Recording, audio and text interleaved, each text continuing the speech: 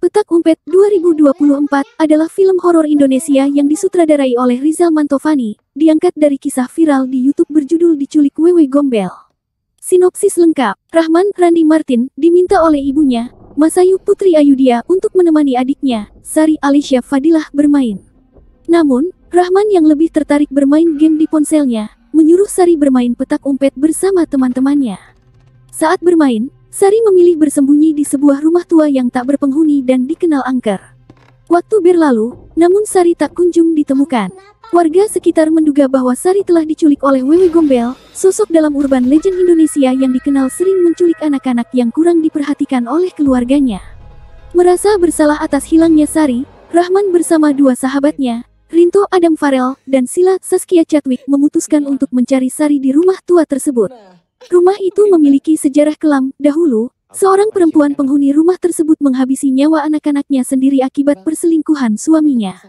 Setelah memasuki rumah tua itu, Rahman dan teman-temannya menghadapi berbagai kejadian mistis dan teror yang mengancam keselamatan mereka.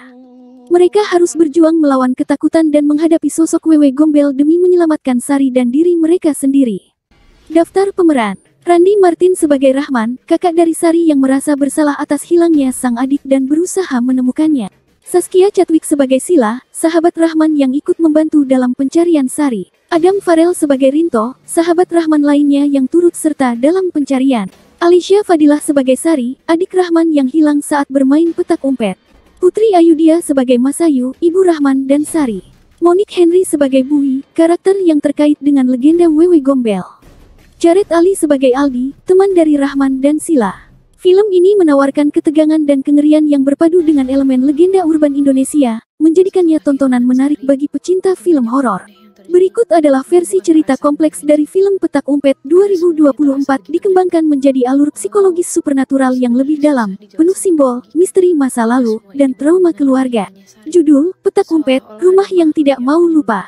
Prolog, di sebuah desa pinggiran yang dikelilingi hutan bambu, ada satu rumah tua yang dikutuk. Konon, siapapun yang bermain petak umpet dan bersembunyi di sana, tidak akan pernah ditemukan. Tapi tak semua anak hilang, sebagian disimpan, untuk dibesarkan oleh sesuatu. Bagian 1, Lalai. Rahman, remaja kelas 3 SMA, tinggal bersama ibunya, Masayu, dan adik kecilnya, Sari. Ayah mereka meninggalkan rumah setelah terlibat kasus kekerasan dalam rumah tangga. Suatu sore, karena ingin bermain game online, Rahman menyuruh Sari bermain sendiri di halaman, bersama teman-temannya. Mereka memutuskan main petak umpet. Sari memilih sembunyi di rumah kosong di ujung desa, rumah yang dijauhi warga. Sari tidak pernah kembali. Bagian 2, Jangan Ditemukan. Polisi gagal menemukan jejak. Masayu menyalahkan Rahman dan mulai menunjukkan tanda-tanda depresi berat. Rahman dihantui rasa bersalah, sampai ia melihat cuplikan rekaman CCTV dari toko kelontong dekat rumah tua yang menunjukkan bayangan Sari masuk dan sesuatu mengikuti dari belakang. Dengan bantuan dua temannya, Sila dan Rinto, mereka memutuskan menyelidiki rumah itu sendiri. Tapi setiap kali mereka masuk, waktu terasa melambat. Mereka melihat jejak anak kecil dan simbol-simbol kuno tertulis di tembok, "Jangan temukan aku." Bagian 3, Kisah Lama yang Tertinggal. Mereka menemui seorang kakek tua yang tinggal tak jauh dari rumah tersebut. Ia menceritakan legenda, dulunya rumah itu milik seorang wanita bernama Bularas, yang membunuh anak-anaknya sendiri agar tidak diambil oleh selir suaminya. Setelah mati bunuh diri, arwahnya menjadi penjaga anak-anak yang tidak dicintai. Itulah sosok yang kini dikenal sebagai Wewe Gombel, tapi tidak semua jahat, katanya. Ia hanya mengambil yang tak diinginkan. Bagian 4, Rahasia Sari. Rahman mulai bermimpi masuk ke dunia lain, lorong sempit, penuh bisikan dan boneka tergantung. Di ujung lorong, ia melihat Sari duduk di pangkuan sosok wanita tinggi berjubah, yang membelainya sambil berkata, "Kau terlalu sibuk bermain. Dia memilihku sekarang." Sila menemukan catatan dari zaman kolonial yang menunjukkan bahwa rumah itu dulunya rumah perlindungan bagi anak-anak yatim yang disimpan saat perang, dan Bularas adalah korban kekejaman bukan pelaku. Bagian 5, Permainan yang Tak Selesai. Untuk masuk ke dunia Wewe Gombel dan menyelamatkan Sari, mereka harus memainkan kembali petak umpet di rumah tersebut, dengan niat tulus mencari, bukan sekadar bermain.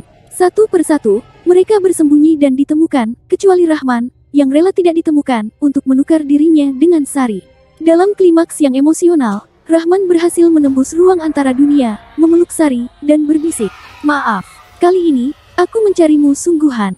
Epilog, Rahman ditemukan tak sadarkan diri di dalam rumah, memeluk baju kecil milik adiknya. Sari sudah kembali, tapi ia tak mengingat apapun.